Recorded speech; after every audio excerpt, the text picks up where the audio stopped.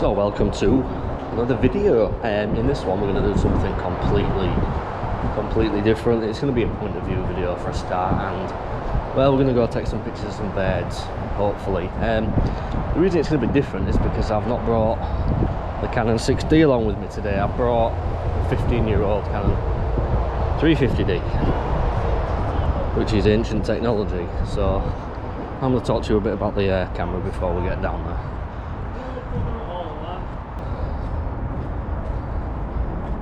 So yeah, I've left the full frame Canon 6D at home today. We're using a Canon 350D, which is from circa 2005. I think it was 2005 now.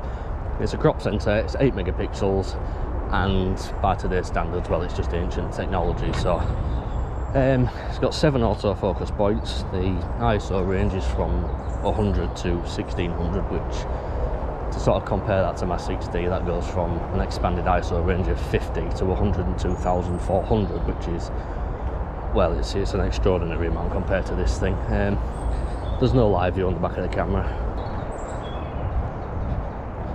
Yeah, there's no live view on the back of this camera. There's no fancy video recordings. It's very basic. But when it was brand new, 2005, it was sort of the dawn of the digital age, and well, it cost you close to £1,000 body only. So back in its day, it wasn't actually a bad camera. It was actually quite up there. So that doesn't mean it's going to be a bad camera by today's standards, does it? So let's go find out.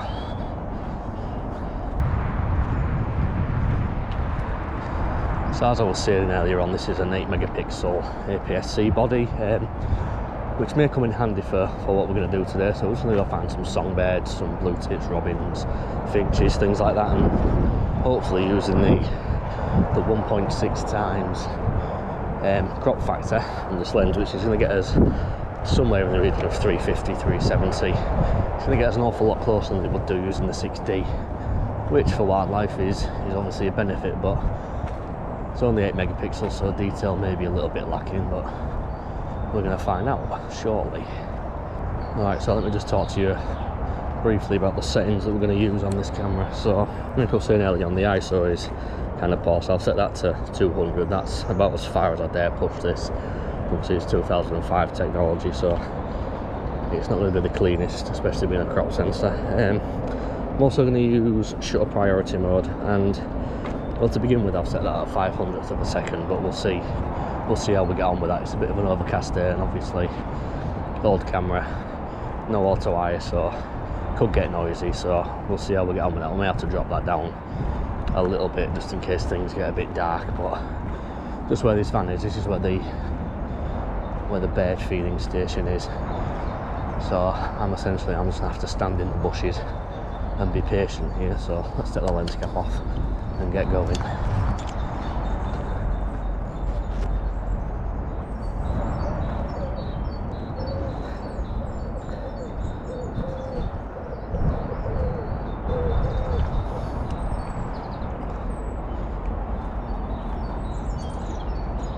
Well, at least I'm the only one here today.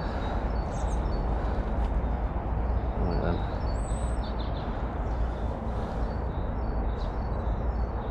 Well, at least the autofocus seems snappy, but 500th of a second is a little bit of a stretch here at ISO 200, so drop it down to a 400th.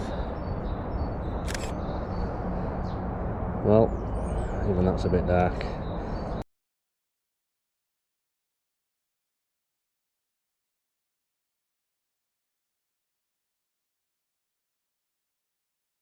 Let's stand in a bush.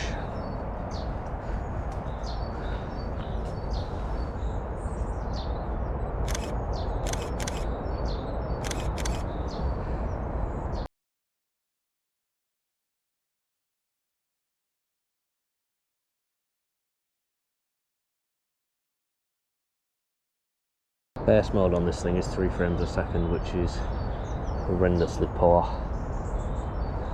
I don't want to be shooting up into the trees to get these blue tits. It tends to overexpose things. Now I'm going to try something. I'm going to up the ISO to 400 now. I don't know how this is going to turn out, but oh my god, even this is going to be extremely difficult. given the limited ISO range and the fact I'm shooting wildlife at 500th of a second,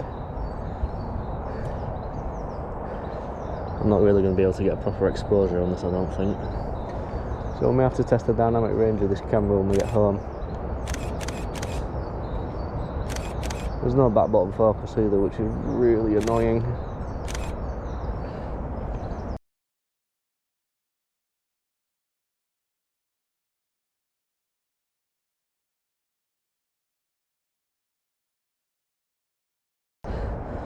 Yeah, there's the absolutely tiny LCD screen on the back of there that's got the resolution of a pocket calculator. Right, I'm going to shut up for a minute, I'm going to stop talking for a minute and just let these birds get used to me being here. But I am liking the extra reach using the APS-C, which is giving me a bit of an idea. There's a squirrel in the bush there. I wonder if the GoPros will be able to pick it up, but it's just through there. There's a robin up there in the tree as well, it's moved.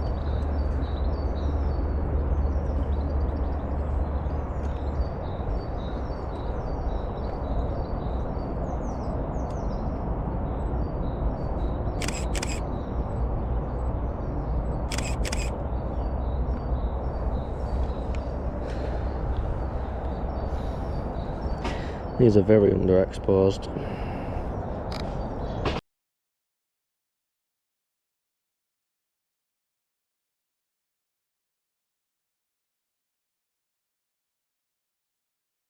There's a lot of squirrels around here. There's a lot of birds around in the bushes around me, and they seem to be sort of getting used to my presence now. They are starting to come a little bit closer than they were before. There's a little robin down there on the feeding station, if we can focus on him.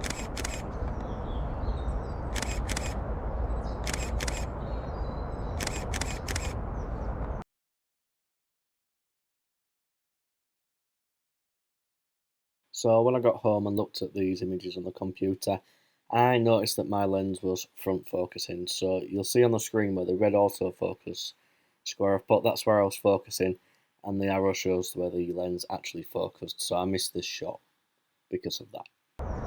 Again, because this camera's only 8 megapixels, I'm not expecting an awful lot of detail, but well, a quick search around the internet, this camera is actually still popular 16 years later. There's a squirrel there on the branch has moved. Yeah, quick search around on the internet, this camera is still quite popular even after 16 years, so people are still using it and people are still buying it, which sort of gave me the idea that I wonder if it's still relevant even in 2021. See, I don't really want to be shooting up towards the sky.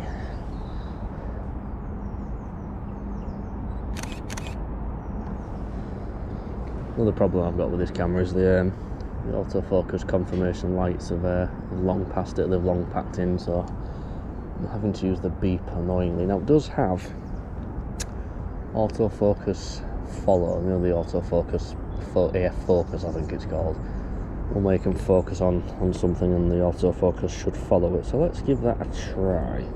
So let's put AI focus on. Focus on that robin there. Let's see if he moves.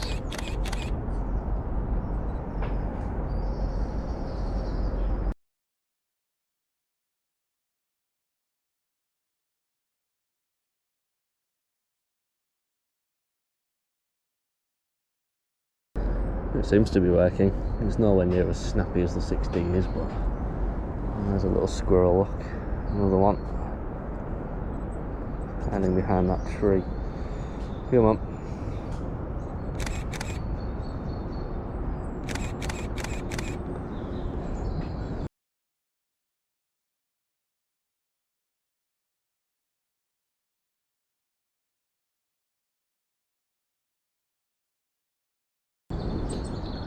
Yeah, the 3 frames a second burst mode on this camera are really not helpful. Everything seems to be getting used to my presence now. Apart from that squirrel, it just had a mini heart attack when I stood up.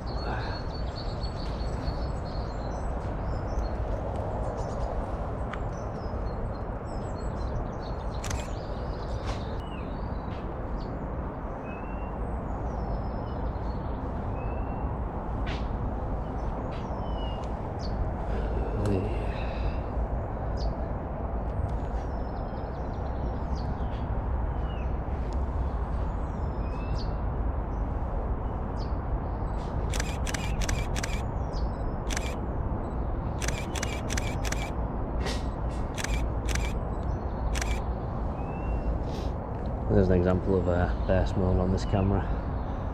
What do they call it, burst mode?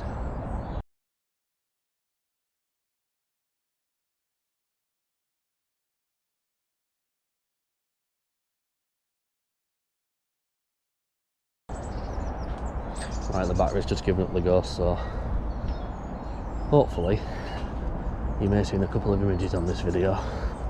I'm going to go home and sort of review everything, see how it looks, and then sort of make a decision and see if I can pick up a relatively cheap crop body from somewhere. In case you are curious about these, you can get them anywhere from between about £15 to about £40 online used, obviously. So until next time, peace and goodbye.